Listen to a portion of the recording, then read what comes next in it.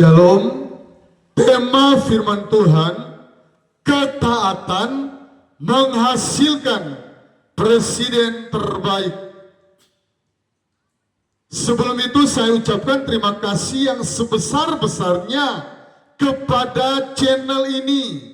Semua yang sudah subscribe dan kami boleh ada, kami tambah semangat dan kami maju karena saudara-saudari sekalian. Tuhan Yesus memberkati. Saya membaca ayat kebenaran firman 1 Samuel pasal yang ke-17, ayat yang ke-15 dan ayat 16. Tetapi Daud selalu pulang daripada Saul untuk mengembalakan domba ayahnya di Betlehem. Selalu pulang mengembalakan dombanya di Betlehem, jarak yang cukup jauh. Dan tadinya Daud ini sudah mulai dipromosikan Tuhan, ada di istana.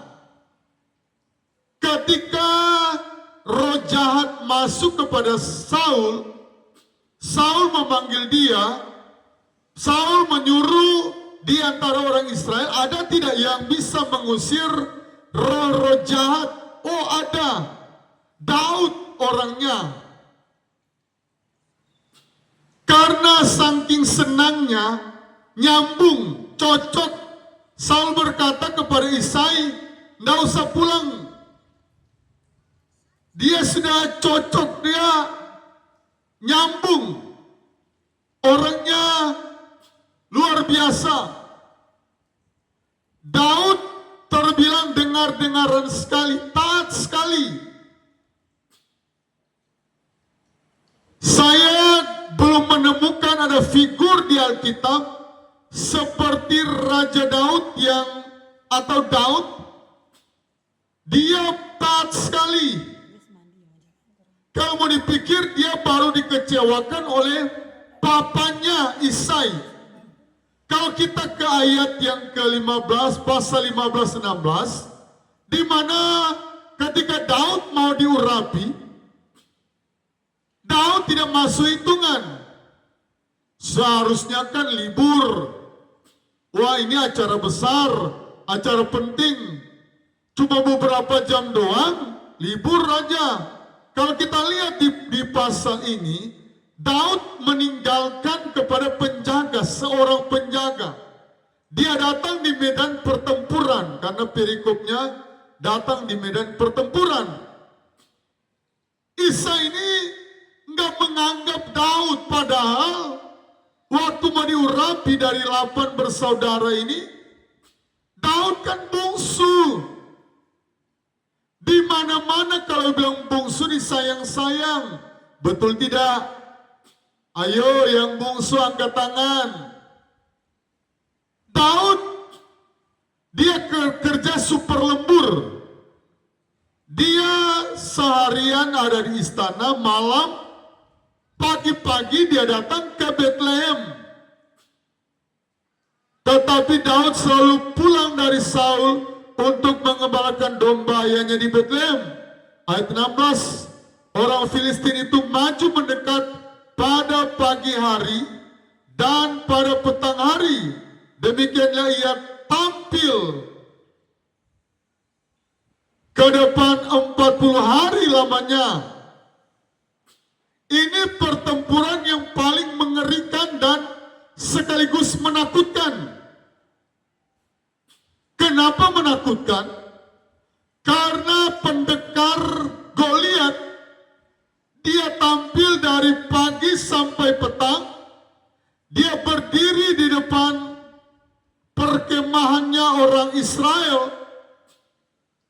Sudah 40 hari, nggak ada yang berani maju, termasuk Saul, termasuk Eliab, termasuk ketiga kakaknya, Eliab, Abinadab, dan Syama. 4 orang ini yang terkenal hebat. Saul Eliab, Abinadab, Syama, nggak ada yang berani. Ini adalah pertempuran yang sangat-sangat mengerikan dan menakutkan. Tetapi saya boleh katakan kriteria dari Daud, kenapa dia layak menjadi presiden terbaik sepanjang masa Israel. Daud ini legend. Daud adalah legenda dari raja-raja yang ada di Israel. Tingginya 3 meter lebih. Ketika saya pelajari, wah 3 meter ini memang pendekar yang sangat terlatih. Alkitab mencatat di ayat yang ke-11, mereka sangat cemas hati dan sangat ketakutan. Wow. Ini semua orang Israel, tentara-tentara Israel, cemas hati dan Alkitab mencatat sangat ketakutan. Super lembur, dari seharian dia ada di istana, pagi-pagi dia menjaga. Betapa taatnya ini Daud kepada papanya Isai. Anak muda, engkau sudah orang tua tapi ada orang tuamu. Kalau engkau mau dipromosikan luar biasa, saya pakai bahasa presiden. Kenapa? Karena kita negara Indonesia dengan kepemimpinan presiden adalah pemimpin terbaik atau raja terbaik. Sebelum raja pertama memang Saul, tetapi gagal total. Gagal total. Tetapi mulai dari Raja Daud dan anaknya Salomo, kepemimpinan mereka berdua, anak dan papa berhasil. Saudara, Gibran saja yang wakil presiden, sudah didemo oleh pensiun jenderal-jenderal 100 lebih kalau berapa. Baru menjabat 1 tahun sudah di demo mau diturunkan. Ini Daud 40 tahun, Salomo 40 tahun. Bagaimana negara kita mau maju? Bagaimana pendeta-pendeta mau maju? Maaf bicara, Pak Gilbert cuma mungkin salah bicara dengan Dr. Richard Lee sudah diprotes, padahal dia pendeta yang salah satu paling senior. Saul sudah berulang-ulang kali mau membunuh, dia tidak pernah marah dengan Saul. Anak buahnya mau membunuh, sudah kesempatan ketika Saul mau buang air besar, dia balik marah. Inilah salah satu ciri dia. Paling taatnya luar biasa, rajin sekali, pagi-pagi mengembalakan dan dia rendah hati sekali. Kalau anak-anak sekarang, sudah GR, saya sudah ada di kantor wali kota, Pak Wali Kota punya kepercayaan, saya tangan kirinya Pak Wali Kota, saya tangan kanannya gubernur. Daud tidak. Dan dia tanggung jawab sekali. Dia titipkan kambing dombanya kepada seorang penjaga. Dari awal sinilah kita melihat kriteria Daud layak menjadi presiden terbaik di Israel atau raja yang terbaik di Israel, pemimpin yang terbaik. Dan ayat yang ke-16, 40 hari. Saudara, ayat yang ke-17 paling menarik. Sebenarnya Daud cuma disuruh bawa roti dan keju. Kalau seandainya Daud menolak, papa, kakak-kakak saya kan banyak, tong kan 8 bersaudara, kita kan 8 bersaudara, saya paling bungsu, saya baru baru di istana Saul, saya baru pulang mengembalakan domba. Kenapa saya yang disuruh? Mengeluh kepada orang tua, bentak-bentak orang tua, pasti tidak akan berhasil. Daud sangat taat, sangat dengar-dengaran. Siapa Pak Isai? Dia pergi ke medan pertempuran. Awal Allah mau mengangkat kita kadangkala dari hal-hal yang sepele, hal-hal yang terkecil. Menarik sekali. Cuma disuruh bawa makan roti, keju. Kalau Daud menolak, saya percaya bukan Daud raja terbaik di Israel.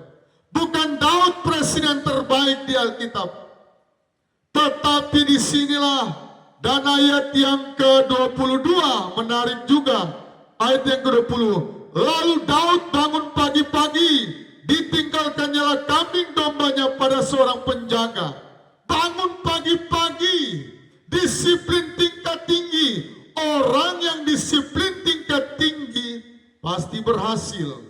Dan ayat yang terakhir, ayat 22. Lalu Daud menurunkan barang-barangnya, meninggalkan di tangan penjaga barang-barang tentara. Jadi kasih tinggal di tentara Israel.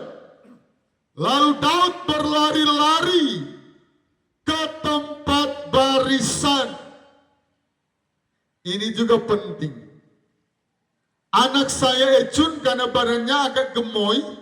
Maaf bicara ya yang gemoy. Kalau saya suruh hari Minggu, Ecun cepat sapu, ini hari Minggu. Dia kadang-kala jalan loyo sekali. Dia tidak mampu membedakan ini penting sekali hari Minggu. Kalau boleh sapunya cepat, lap bangku-bangkunya cepat. Daud dia peka, oh dia berlari. Dia peka dengan keadaan, inilah insting dari seorang pemimpin. Peka dengan keadaan, dan yang kedua dia tidak takut menghadapi Goliat yang besar. Insting seorang pemimpin harus ada di dalam pribadi kita. Insting dari seorang hamba Tuhan. Jangan sudah akhir zaman kita ada jalan-jalan ke luar negeri, posting pendeta ini, oh ada jalan-jalan ke Bali. Nggak perlu kita posting jalan-jalan ke Bali. Bolehlah, yang penting sekedar jangan wow di Bali, di sini, di situ. Yang perlu kita posting lagi penginjilan di pedalaman, di mana saja. Dan itulah yang Tuhan mau. Kita berlari-lari memberitakan Injil. Jangan lelah. Seperti lagu berkata, jangan lelah bekerja di ladangnya Tuhan. Dan lagu yang kedua, kerja buat Tuhan selalu manis. Daud, dia tidak pernah bersungut-sungut ketika disuruh papanya. Kalau engkau mau diberkati Tuhan, ketika gembalamu menyuruh engkau, ketika pastormu, engkau Katolik, menyuruh engkau, pendetamu kalau engkau di GKI, di Gebim, taat tunduk kepada pemimpinmu. Dan Tuhan akan mempercayakan kepada engkau perkara-perkara yang besar, pengurapan yang besar, pemakaian yang besar, seperti Raja Daud. Kalau mau dianggap cuma sepele, disuruh membawa roti dan keju. Dari awal sinilah Daud dipromosikan dengan luar biasa, dari gembala domba menjadi presiden terbaik sepanjang masa kepemimpinan Israel. Tuhan Yesus memberkati.